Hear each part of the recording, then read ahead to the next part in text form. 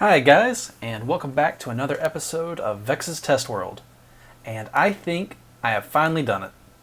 I have finally got a proximity bomb that is 100% stable, and I have solved the slime problem.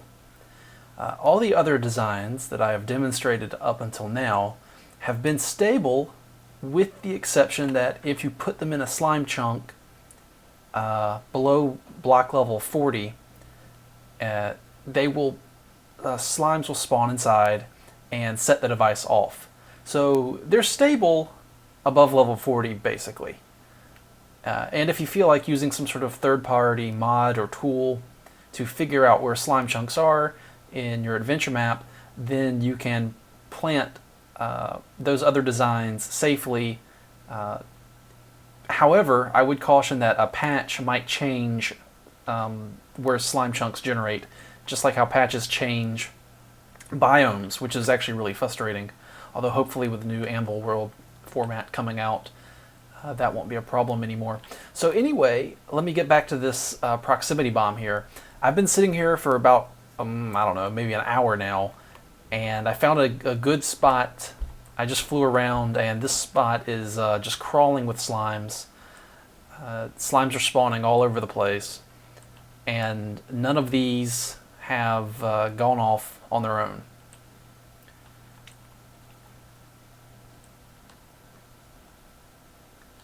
And I will show you guys. Let me just go ahead and set one of these off just so you can see it. Let me go back over here and go to the corner and pick one out. Where's the corner of this place? This one's good enough. There it goes. And I did not skimp on the TNT with this model, not at all. So let me fly real quick back over to my assembly area, and I will show off this design and what's inside of it. Okay, hey guys, I'm back over here at my assembly area, and here is the spider-based, slime-proof, 100% stable proximity bomb. Here's the cutaway view. Basically, there used to be stone here. Just cut it away for you guys to see. And because it's kind of bulky, so I have two separate cutaway views, letting you see even deeper inside of it.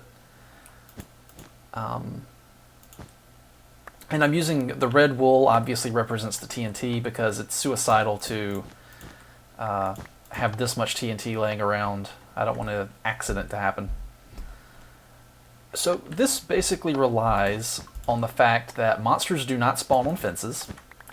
Monsters do not spawn on glass. You cannot put pressure plates on glass, but you can put pressure plates. So you can't put redstone or pressure plates on glass, but you can put pressure plates on fences.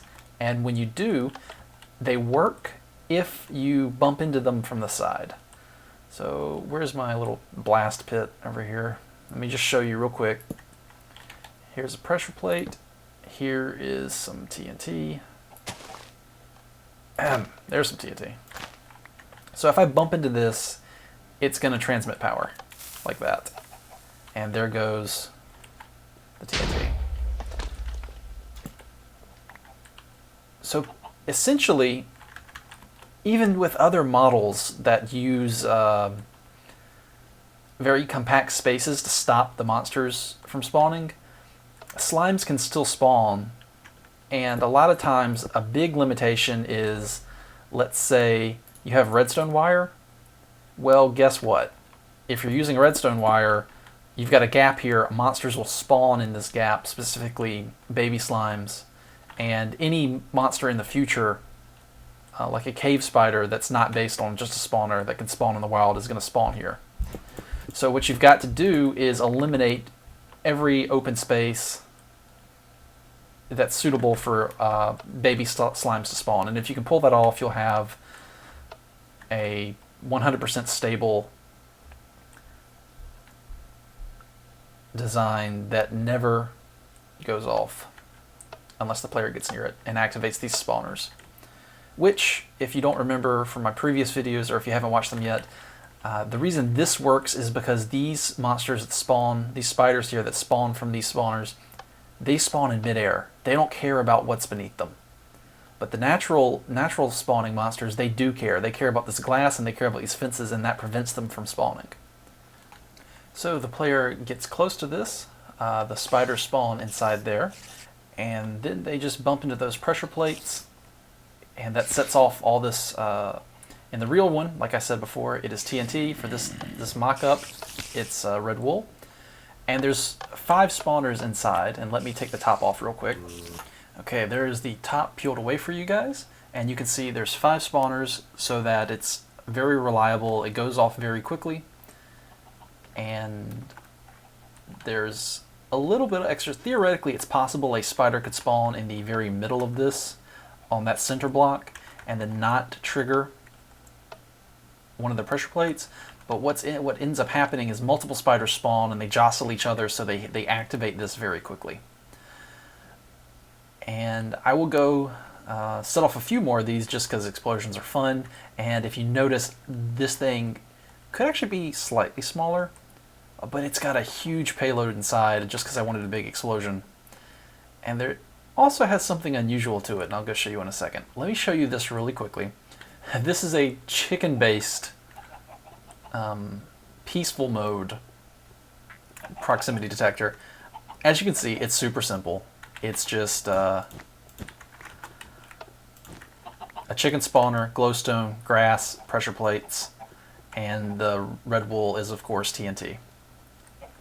So I just thought it was kind of neat. I like it because it's compact and it doesn't rely on using monsters. It's chickens instead. And because it's chickens, they can spawn in this tiny space that nothing else can. Again, this design here is not stable. Baby slimes, if you put this low enough, baby slimes could spawn in there, I think. Yeah, they'd spawn in there. It's spawn in grass. So yeah, that's not 100% stable. I might start calling designs like that 99% stable, so it's, you know, all you have to worry about is the baby slimes. So I've got reach turned on, and I think I actually should, yeah, there we go. Reach 50.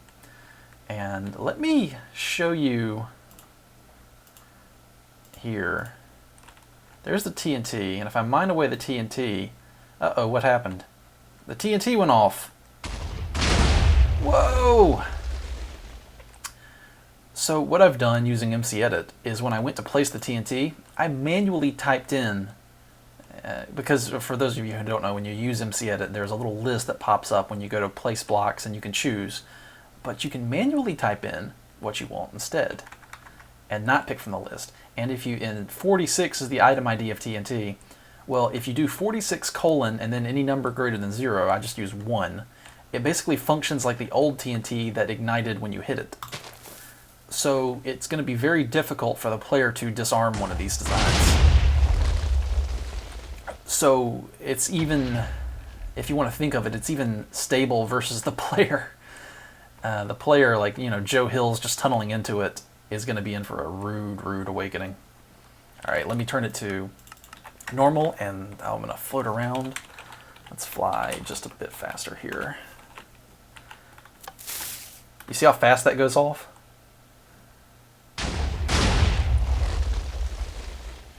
And I'm really liking the amount of payload I used on this design, because it's a lot of fun to watch. I look at that. And any player that's anywhere near this is probably going to die or be severely injured if they're wearing, you know, iron or diamond armor or something. But let's just time this. 1/1000, 2/1. So about 1.5 seconds as soon as you get close to it.